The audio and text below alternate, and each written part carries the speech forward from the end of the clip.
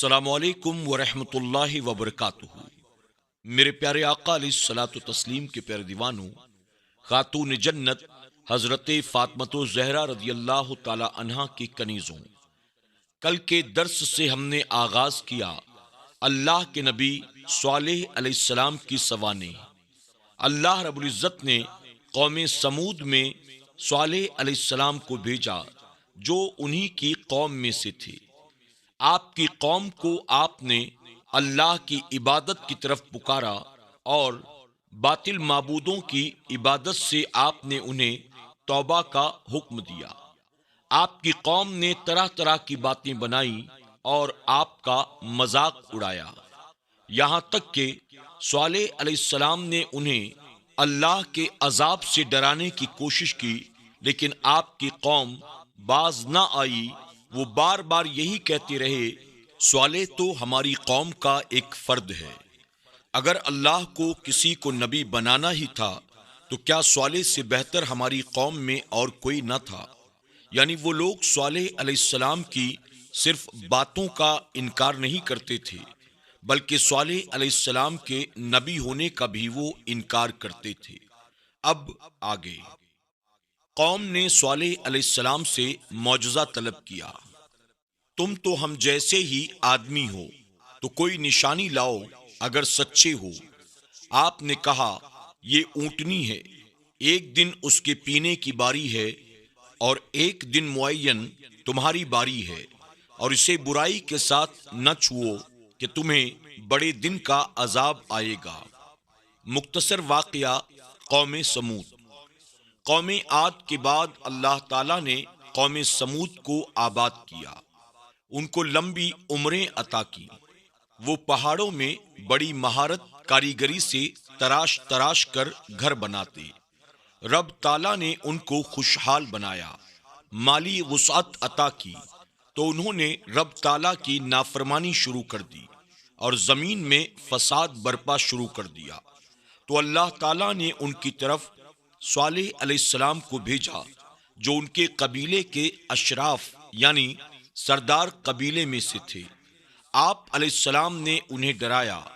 انہوں نے آپ علیہ السلام سے نشانی طلب کی تو آپ نے فرمایا، تم کون سی نشانی طلب کرتے ہو؟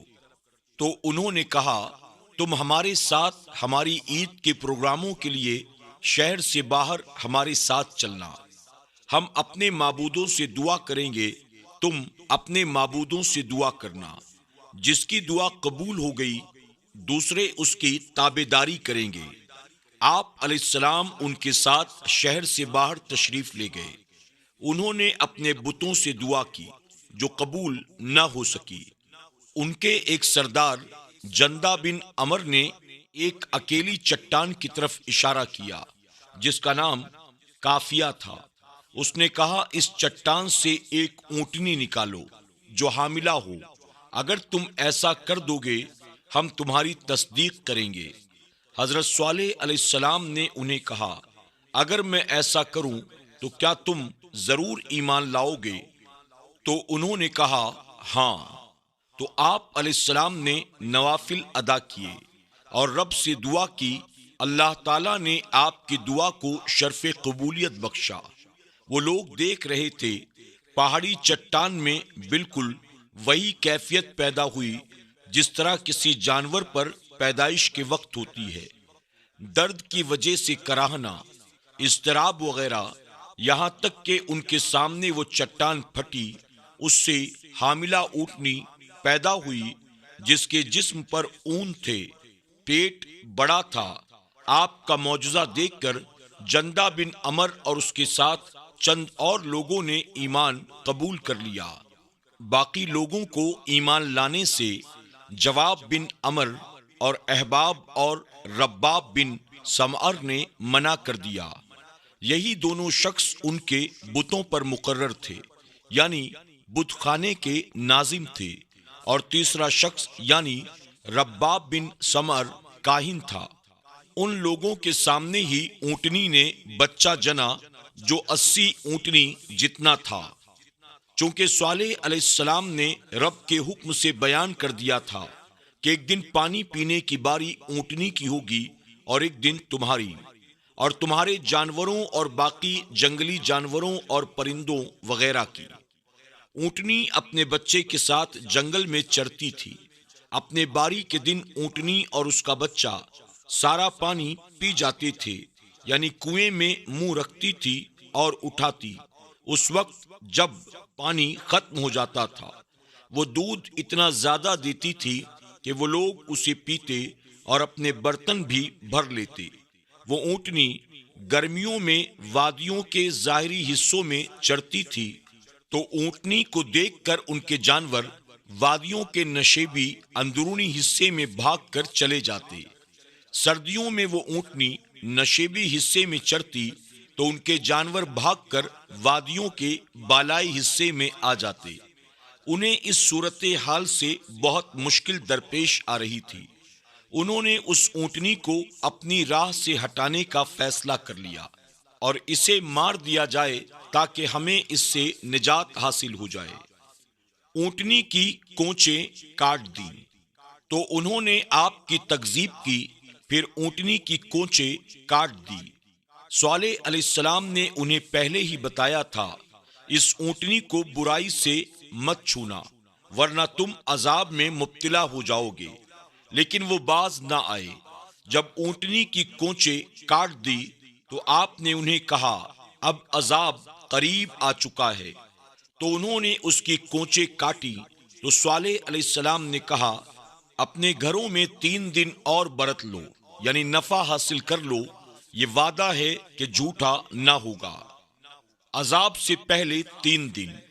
جب حضرت صالح علیہ السلام نے انہیں ڈرایا کہ اب صرف 3 دن تمہیں اپنے گھروں میں رہنا اور نفع حاصل کرنا ہے، پھر تم عذاب میں مبتلا ہو جاؤ گے، تو قوم نے کہا، وہ 3 دن ہم پر کیسے گزریں گے؟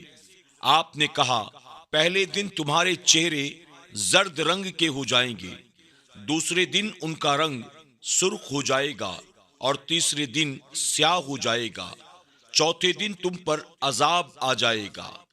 اگرچہ چہرے سیاہ ہو جانے پر انہیں عذاب کا یقین آ چکا تھا، لیکن جب تک علامات پر یقین نہیں آ رہا تھا، اس وقت تک انہیں ایمان اور توبہ کی توفیق نصیب نہ ہو سکی، اور جب انہیں یقین ہوا اب توبہ کرتے بھی تو اس کا کوئی نفع نہ ہوتا، کیونکہ نا امیدی کی حالت میں توبہ اور ایمان قبول نہیں ہوتے۔ سب کی رضامندی سے ایک شخص نے کونچیں کاٹی۔ جب اس کا سب سے بدبخت کھڑا ہوا، وہ بدبخت کون تھا؟ وہ شخص قدار بن سالف تھا، جس کا رنگ سرخی زردی مائل تھا، آنکھیں اس کی نیلی تھیں، قد اس کا چھوٹا تھا۔ اگرچہ اونٹنی کی کونچیں اس شخص نے کاٹی، لیکن سب کے مشورے اور سب کی رضامندی سے اس نے یہ کام کیا۔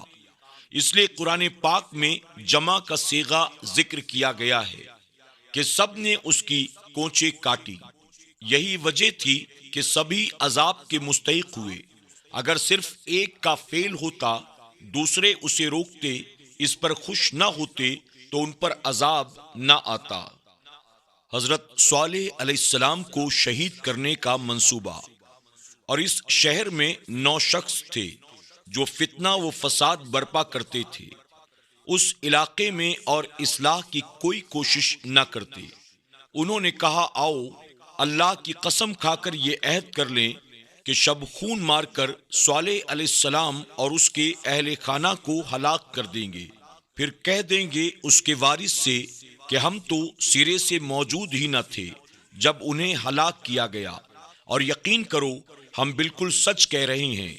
اور انہوں نے جب خفیہ سازش کی اور ہم نے بھی خفیہ تدبیر کی، وہ ہماری تدبیر کو سمجھ ہی نہ سکے۔ علامہ قرطبی رحمۃ اللہ تعالی لکھتے ہیں کہ انہوں نے یہ سازش اونٹنی کی کونچیں کاٹنے کے بعد کی تھی۔ جب حضرت صالح علیہ السلام نے انہیں بتایا کہ تمہیں 3 دن کی مہلت ہے، اس کے بعد تم پر عذاب آئے گا جو تمہیں برباد کر کے رکھ دے گا، بجائے اس کے کہ وہ آخری سازش سے چوکنے ہوتے، اپنے گناہوں پر نادم ہو کر گڑ گڑا کر معافی مانگتے، انہوں نے الٹا حضرت صالح علیہ السلام کو قتل کرنے کی سازش شروع کر دی۔ انہوں نے کہا ہم پر عذاب آئے گا تو دیکھا جائے گا، اس کے آنے سے پہلے ہم صالح علیہ السلام اور اس کے مریدوں کا خاتمہ تو کر دیں۔ جس رات انہوں نے حضرت صالح علیہ السلام کے مکان پر سب خون مارنے کا پروگرام بنایا تھا، اس رات اللہ تعالیٰ نے فرشتوں کو اپنے رسول کی حفاظت کے لیے بھیج دیا۔ جب یہ اپنی بے نیام تلواریں لہراتے ہوئے آپ پر حملہ کرنے کے لیے لپکے تو فرشتوں نے ان پر پتھراؤ شروع کر دیا۔ انہیں پتھر تو نظر آتے تھے لیکن مارنے والے دکھائی نہیں دیتے تھے، چنانچہ ان سب کو اس طرح ہلاک کر دیا گیا، اور یہ مہلت کی آخری رات تھی۔ چنانچہ قوم کے باقی افراد بھی تباہ و برباد کر دیے گئے۔ انشاءاللہ قریب ہی ذکر آ رہا ہے۔ رب تعالیٰ نے فرمایا 3 سے لے کر 10 تک یا 7 سے لے کر 10 تک گروہ اس قبیلے کے 9 سردار تھے۔ ان کے لڑکے حضرت صالح علیہ السلام کی مخالفت میں ہمیشہ سرگرم رہا کرتے تھے۔ ہر رئیس زادے کے ساتھ اس کے مددگاروں کی بھی ٹولی ہوا کرتی تھی، اس لیے انہیں تسعتہ رہت سے تعبیر کیا گیا ہے، یعنی 9 قبیلے، اگرچہ 9 شخص تھے۔ جب انہوں نے یہ دیکھا کہ ہماری ایذا رسانیوں کے باوجود حضرت صالح علیہ السلام اور ان کے ساتھی باز نہیں آئے تو انہوں نے ایک جگہ بیٹھ کر سازش کی کہ رات کو بے خبری میں صالح علیہ السلام اور ان کے ساتھیوں پر حملہ کر کے انہیں تہتیک کر دو۔ اگر ان کے کسی وارث نے ہم سے دریافت کیا تو ہم اسے یقین دلا دیں گے ہمارا ان کے قتل کے ساتھ دور دور تک کوئی واسطہ نہیں، اور نہ ہی ہمیں اس کے قتل کا کوئی علم ہے، تو وہ خاموش ہو جائیں گے۔ ہو سکتا ہے کہ حضرت صالح علیہ السلام کے وارث کمزور اور غربا لوگ ہوں، تو انہوں نے یہ خیال کیا کہ انہیں کیا مجال ہوگی کہ وہ ہم سے زیادہ تکرار کریں، اس طرح وہ خاموش ہو جائیں گے۔ قتل کرنے کا منصوبہ بنانے والے خود تباہ و برباد ہو گئے۔ سبحان اللہ، مولائے کائنات، تیری قدرت کے کارنامے عجیب ہیں۔ قوم سمود کے کفار پر عذاب الہی۔ پس انہوں نے اونٹنی کی کونچیں کاٹ دی اور اپنے رب کے حکم سے سرکشی کی اور بولے اے صالح علیہ السلام، ہم پر لے آؤ جس کا تم وعدہ دے رہے ہو، اگر تم رسول ہو تو۔ انہیں زلزلے نے آ لیا تو صبح اپنے گھروں میں اوندھے پڑے رہے۔ قوم سمود پر زمین کا عذاب شدید زلزلہ تھا، اور آسمانوں کا عذاب سخت بجلی کی کڑک یا جبرائیل علیہ السلام کی شدید ہولناک آواز تھی، جس کی وجہ سے انہیں تباہ و برباد کر دیا گیا۔ خیال رہے قرآن پاک میں قوم سمود کے عذاب کے لیے 3 لفظ استعمال ہوئے ہیں، تو انہیں زلزلے نے آ لیا اور ظالموں کو چنگھاڑ نے آ لیا۔ ان دونوں کا مطلب تو وہی ہے جو بیان کیا جا چکا ہے۔ زمین میں زلزلہ اور آسمانوں کی گرجدار آواز تھی۔ ان کے عذاب کے لیے تیسرا لفظ استعمال ہوا۔ اعلیٰ حضرت عظیم البرکت مولانا احمد رضا خان فاضل بریلوی نے اس کا ترجمہ کیا، سمود تو ہلاک ہو گئے حد سے گزری ہوئی چنگھاڑ سے۔ اس سے پتہ چلا السہتا اور الطاغیہ سے مراد ایک ہی ہے۔ تاہم بعض مفسرین نے یہ معنی بھی کیا ہے کہ طاغیہ سے مراد ان کے جرائم اور فسادات کا حد سے گزرنا تھا۔ مطلب یہ ہوگا کہ وہ اپنے حد سے بڑھنے والے جرائم کی وجہ سے ہلاک کیے گئے۔ اس معنی کے لحاظ سے عذاب نہیں بلکہ عذاب کا سبب ہے۔ صالح علیہ السلام اور آپ کے ساتھ ایمان لانے والوں کو نجات۔ پھر جب ہمارا حکم آیا یعنی عذاب آیا، ہم نے صالح علیہ السلام اور اس کے ساتھ مسلمانوں کو اپنی رحمت فرما کر بچا لیا، اور اس دن کی رسوائی سے بے شک تمہارا رب قوی عزت والا ہے۔ یہ رب تعالیٰ کی عظیم قدرت ہے کہ ایک ہی ملک میں، ایک ہی علاقے میں کفار کو زلزلے، ہولناک کڑک سے تباہ و برباد کر دیا، لیکن اپنے نبی اور ان کے ساتھ ایمان لانے والوں کو ذرا تکلیف نہ ہونے دی۔ کفار کو ذلیل و خوار کر دیا، ان کو رسوا ہونا پڑا، لیکن ایمان والوں کو اس ہولناک تباہی اور اس کی رسوائی سے بچا لیا۔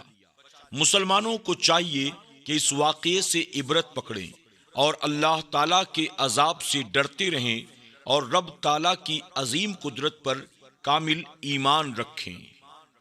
میرے پیارے آقا علیہ الصلوۃ والتسلیم کے پیارے دیوانوں، خاتون جنت حضرت فاطمۃ الزہرا رضی اللہ تعالی عنہا کی کنیزوں، اسی کے ساتھ ہمارا آج کا یہ درس اور صالح علیہ السلام کا یہ باب مکمل ہوا۔ زندگی رہی تو انشاءاللہ کل ہم اور آپ اللہ کے نبی حضرت ایوب علیہ السلام کے تعلق سے سماعت کریں گے۔